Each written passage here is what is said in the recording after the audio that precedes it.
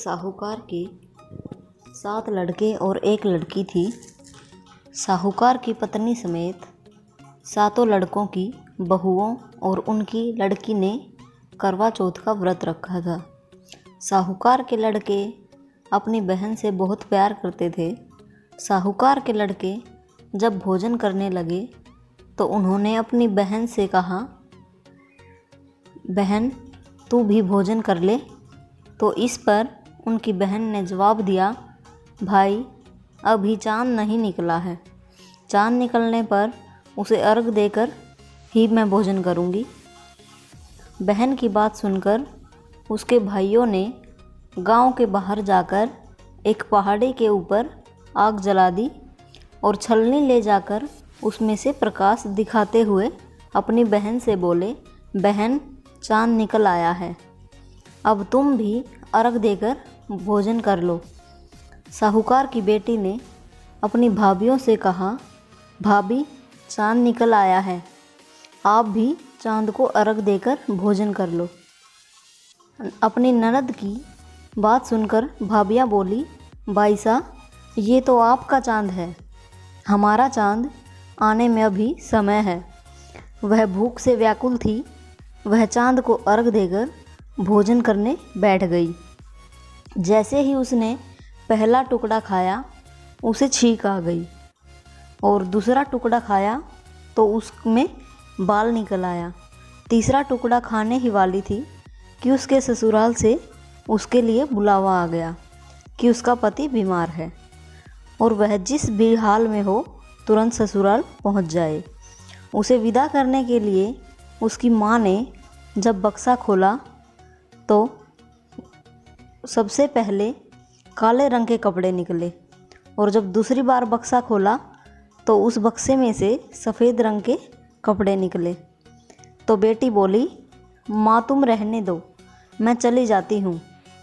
माँ घबराकर बेटी से बोली, बेटी रास्ते में जो भी छोटा बड़ा तुम्हें मिले सबके पैर छूती जाना, जो भी बूढ़ सुहागन होने का तुझे आशीर्वाद दे तो वहीं पर अपने पल्ले में गांठ बांध लेना। बेटी बोली, ठीक है माँ, और वह अपने ससुराल के लिए निकल ली। उसे रास्ते में जो भी मिला वह सब के पैर छूती गई। सब ने सुखी रहो, पीहर का सुख देखो, खुश रहो, ऐसे आशीर्वाद दिए। ऐसे वह अपने ससुराल में पहुंच गई। ससुराल के दरवाजे पर छोटी ननद खेल रही थी। तब उसने उसके पैर छुए तो उसने आशीर्वाद दिया, सदा सौभाग्यवती रहो, पुत्रवती रहो और बूढ़ सुहागन रहो। यह सुनते ही उसने अपने पल्ले से गांठ बांध ली। घर के अंदर गई तो उसने देखा कि उसका पति मरा हुआ है और उसे ले जाने के लिए तैयारियां हो रही हैं। वह बहुत रोई, चिल्लाई, चीखी। जैसे ही उसे ले जाने लगे तो वह बोली, मैं इन्हें ले जाने नहीं दूंगी, मैं आपको इन्हें कहीं नहीं ले जाने दूंगी। और जब उसकी कोई नहीं माना तो वह बोली कि मैं भी इनके साथ चलूंगी। और वह नहीं मानी तो सब बोले कि कोई बात नहीं, इसे भी साथ ले चलो। जब उसके पति को जलाने का समय आया तो वो बोली, मैं इन्हें जलाने भी नहीं दूंगी। तो सभी बोले, पहले तो पति को खा गई, अब उसकी मिट्टी को भी खराब कर रही हो। और जब वह उनकी बात नहीं मानी तो गांव वाले और घर वालों ने कहा कि इसे यहीं रहने दो, इसकी यहीं पर झोपड़ी बनवा दो, ये यहीं रहेगी। तो इस तरह वह लड़की अपने पति के साथ उस झोपड़ी में रहने लगी और हर वर्ष जब भी चौथ माता का व्रत आता तो वह हर मास चौथ माता का व्रत करने लगी। और इस तरह जो भी चौथ आती उसके पैर छूकर वह अपने पति के लिए आशीर्वाद मांगती। तो इस तरह बहुत सारी चौथ माता आई और यह कहती हुई कि करवो ले भाइयों की प्यारी करवो ले, दिन में चाँद उगाने वाली करवो ले।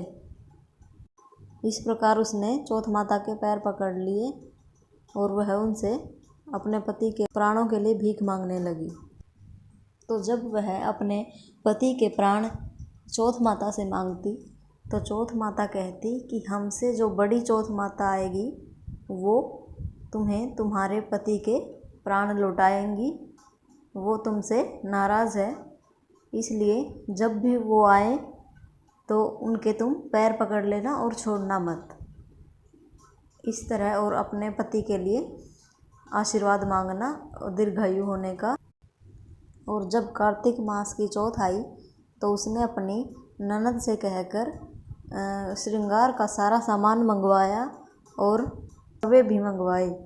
और इस तरह उसकी सास ने ऐसा सुनकर सोचा कि वह तो पागल हो गई है, उसे वह मांगे।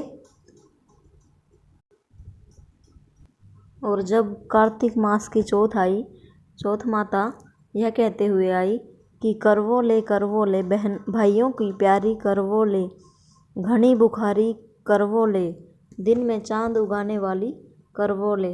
इस प्रकार वह चौथ माता के पैरों में गिर गई और उनसे अपने पति के लिए प्राण मांगने लगी। और वह बोली कि माँ मेरे सुहाग को वापस कर दीजिए। तभी चौथ माता कहती है कि तू तो 7 भाइयों की लाडली है, उनकी प्यारी है, तू तो बहुत भूखी है, तुझे सुहाग से क्या काम है। फिर वह बोली कि नहीं माता, मैं आपके पैर तब तक नहीं छोड़ूंगी जब तक आप मेरे पति के प्राणों की रक्षा नहीं करती, उन्हें जिंदा नहीं करती, मुझे सर्वसुहागन होने का आशीर्वाद नहीं देती। तभी चौथ माता ने उससे सुहाग का सारा सामान मांगा तो उसने एक एक करके सारा सुहाग का सामान उसे दे दिया।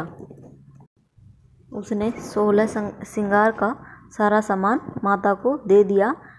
और तभी चौथ माता ने अपनी आँखों से काजल निकाला, अपने नाखूनों से मेहंदी निकाली और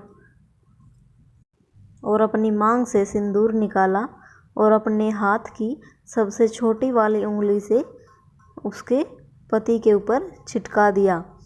और इस प्रकार उसका पति जीवित हो गया। और तभी चौथ माता जाते जाते उसकी झोपड़ी को पैर मार गई। तो इस प्रकार उसकी झोपड़ी की जगह महल बन गया। और जब उसकी ननद उन्हें खाना देने के लिए घर में आई तो वह देखती है कि उनकी झोपड़ी की जगह इतना बड़ा महल बन गया है। और तभी उसने अपनी ननद को देखकर कहा कि देखो बाई साहब, आपके भाई जीवित हो गए हैं, चौथ माता ने उन्हें हमें वापस दे दिया है।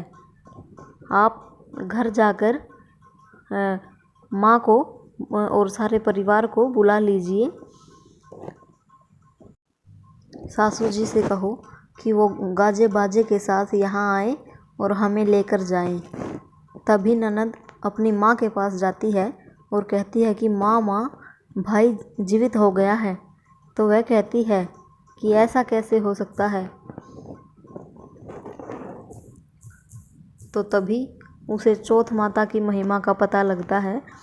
और इस प्रकार सभी गांव वाले, सभी घर वाले वहाँ पर जाते हैं और अपने पुत्र को जीवित देखकर वह बहुत खुश हो जाती है।